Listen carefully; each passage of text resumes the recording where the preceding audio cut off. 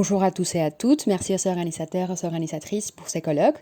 Je suis Agustina Malteni et la communication que je vous présente aujourd'hui propose d'analyser la représentation de la douleur dans un corpus composé par les romans Por qué volvías cada verano de Belén López Peiró et Enero de Sara Gallardo, ainsi que la nouvelle Le viste la cara a Dios de Gabriela Cabezón Cámara. Mon hypothèse de travail est la suivante. Ces trois textes fonctionnent comme ce que Sarah Ahmed, dans The Cultural Politics of Emotions, appelle les narratives de la blessure. Contrairement aux discours essentialistes qui font de la violence sexuelle une identité, ces narratives produisent une défétichisation de la figure de la victime à partir de l'historisation des blessures et de la construction d'une temporalité opposée à celle définie par Elizabeth Friedman comme chrononormative. Ces écrivaines écrivent la violence sexuelle et représentent leur caractère à la fois intime et public, tout en rendant poreuses les frontières entre corps textuel et corps sexuel. En effet, en 2018, la publication de Por qué volvías cada verano surprend parce qu'elle exerce des déviations par rapport au viol hégémonique de la littérature nationale. La violence ne prend pas la forme d'une menace comme dans El Matadero de Echeverría, ne se passe pas non plus entre hommes comme dans El Niño Proletario de Lamborghini, il n'y a pas de simulation comme dans Même Asuns de Borges. Les textes par contre ont un récit choral autour de viols dont un auteur a souffert entre ses 13 et ses 16 ans de la part de son oncle. Les romans surprend aussi parce qu'il est peuplé d'affects associés à l'expérience de la violence sexuelle. La peur de dénoncer, la rage face au complice, le dégoût face au contact, la honte d'un nouveau rapport sexuel. La parution de toutes ces affectivités essaye de répondre à l'interrogation qui clôture le récit, je cite, « Y decime, que se siente ser abusada ?» La douleur apparaît comme située dans un réseau de rapports concrets et complexes de pouvoir, mais aussi comme une émotion impliquant un rapprochement, un contact entre les corps, résultant, et je cite ici à Sarah Ahmed, crucial to the forming of the body of both a material and lived entity. La pénétration non consentie apparaît telle que définie par des pentes dans sa théorie King Kong comme un programme politique précis cherchant à administrer certains corps et à les réorganiser dans l'espace. Par exemple, la sensation de douleur peut produire de l'immobilité ou de la fixation dans un endroit spécifique. Je cite, « La espalda me dolía, el cuello, la cintura y los muslos se me endurecían, estaba inmóvil. » Aussi, elle peut engendrer un mouvement de pliage sur les corps mêmes. Ces retournements est représenté dans la nouvelle Le viste la cara a Dios à travers la figure de la boule de laine. Répétée dans les récits, la position fétale où le corps en solitude se serre entre ses propres bras apparaît comme, je cite, la postura adecuada para los deshilachados se toma cada hilo de ser y se junta con los otros. Por eso se ovillan las putas y se acurrucan los chicos después de que les pegaron. C'est aussi à partir de la douleur que les corps affectés arrêtent d'habiter certains endroits pour en occuper d'autres. Voyons la relation entre l'espace intérieur, celui de la famille nucléaire, et l'extérieur, les gens, établie dans les romans Enero. Pour le protagoniste, Nefer, le foyer devient hostile, un espace inquisitorial où elle est observée et où il n'y a pas de place pour sa narrative de la douleur. Elle se sent donc expulsée. Comme contrepoint, l'espace ouvert devient un refuge où d'autres formes de compagnie et de temporalité sont possibles. Je pense au lien de la protagoniste avec les chevals qu'elle monte ou les chiens qu'elle caresse. La temporalité désirée, cette, je cite, de quedarse en lo inmediato, peut uniquement se produire quand, je cite, apoya la cara en el pelo lanoso del perro y cierra los ojos, siente que eso de ella, esa lana, ese calor, ese olor. L'effet de discipliner les corps féminins vient accompagné d'un silencement. En termes de dépense, ces corps ont la parole toujours confisquée. La sensation de suffocation qui nous offre la lecture du récit de Nefer dans Enero est un lien étroit avec l'absence de conditions pour qu'elle puisse exprimer son expérience de douleur. Je cite, un grito sube fuerte, se detiene en sus dientes y vuelve a bajar sin haber salido. Si la transgression de ces silences se produit, cela implique soit une sanction patriarcale disciplinaire, soit une justification de l'incrédulité ou un questionnement de la part des interlocuteurs, interlocutrices, comme dans Enero. Je cite, hay que perdonar, el vino es el vino y al final, tan mal lo habrás pasado, eh? Ces réactions reflètent non seulement l'illégitimité de certaines voix, car elles montrent les limites de ce qui peut être dit et écouté, mais aussi exposent une réplique qui devient un écho de ce qu'Erita Segato appelle la punition masculine moralisante qui incarne le viol en soi. L'écoute des expériences de douleur s'avère aussi inégale. Nous n'avons pas les mêmes accès ni les mêmes droits au témoignage, ni, selon Sarah Ahmed, the capacity to mobilize narrative of injury within the public domain. Dans ce sens, Por qué volvías cada verano reflète l'oscillation entre la possibilité et l'impossibilité de la narration.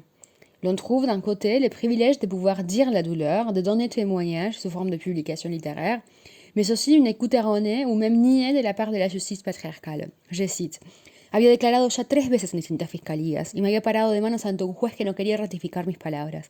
Y todavía nadie respondía, ni siquiera con una restricción perimetral. Dans tous les cas, Il ne s'agit plus de représentations masculines d'hommes forçant des femmes, sinon de productions littéraires qui, en termes de dépente, font sortir les viols du non-dit. Cette volonté d'exprimer la douleur est liée au caractère relationnel, public et politique de cette affectivité.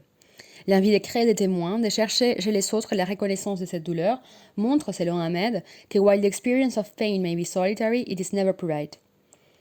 Les moyens de sortir de la douleur se produisent en rapport avec les autres. Cela implique toujours la recherche d'une éthique sur laquelle produire ensemble une réception juste de ces narratives. Ces textes élaborent précisément une critique face au discours qui cherche à mesurer la douleur, ce que Sarah Ahmed définit comme « the culture of compensation » a tendance à faire de la blessure une identité. Je cite Porque volvías cada verano. Llamar las víctimas es volver a agacharlas otra vez, es convencerlas de que les cagaron la vida, de que su historia empieza y termina ahí con el tipo adentro. Les hacen creer que son a partir de él. Ces récits exposent, en même temps qu'ils rejettent, les formes d'instrumentalisation de la douleur qui cherchent à neutraliser ou à brouiller l'histoire qui a produit la blessure. Dans Enero, la mère de Nefer montre une claire appropriation de la douleur de sa fille car elle apparaît comme la source d'une affectivité autre. Je cite « Vergüenza me da mirar a la cara a los que vienen ». Dans Porque volvías cada verano, on trouve une autre mère qui prend pour soi la douleur de sa fille. Je cite Vos lo viviste, a vos te la dieron, pero yo te tuve en mi panza, yo te parí y por eso sufro todo lo que vos sufrís, pero el doble. Sí, es así, todo lo que sentiste multiplícalo por dos. Ces expropriations et appropriations de la douleur montrent la fragilité de la famille nucléaire comme communauté affective. Contrairement aux figures maternelles, les textes proposent dans l'ensemble une vision de la douleur où elle apparaît liée à l'histoire qui la produit. C'est à partir d'un traitement qui ne met pas l'accent sur la douleur comme conséquence ou comme produit fétichisé, sinon qui la conçoit comme une affectivité associée à une temporalité. Contrairement au temps chronologique, la douleur réunit les passés, les présents et les futurs dans les mêmes instants, donnant en corporalité, et j'ai cité la chercheuse Marila Solana qui reprend à Friedman, una sensación de sincronía, es decir, un tipo de heterogeneidad temporal que sentía en el cuerpo. Dans Enero, Nefer ne se souvient pas de la nuit du viol comme étant située dans un espace-temps passé, sinon qu'elle réexpérimente l'événement, rendant impossible une chronologie classique. Je cite Como un golpe, la noche, el olor a vino, los jadeos vuelven a ella. No es recuerdo sino revida que la inunda. Dans Porque volvías cada verano, dans la temporalité chrononormative qu'une autre collapsée sont présentes. Il y a un contraste évident entre les deux. D'un côté, la reproduction du casier judiciaire date et précise tant les pressions de l'écriture que les caractères conclusifs des faits. Je cite Escribo este texto para poder contar lo que viví, sufrí y padecí en mi adolescencia y poder hacer justicia.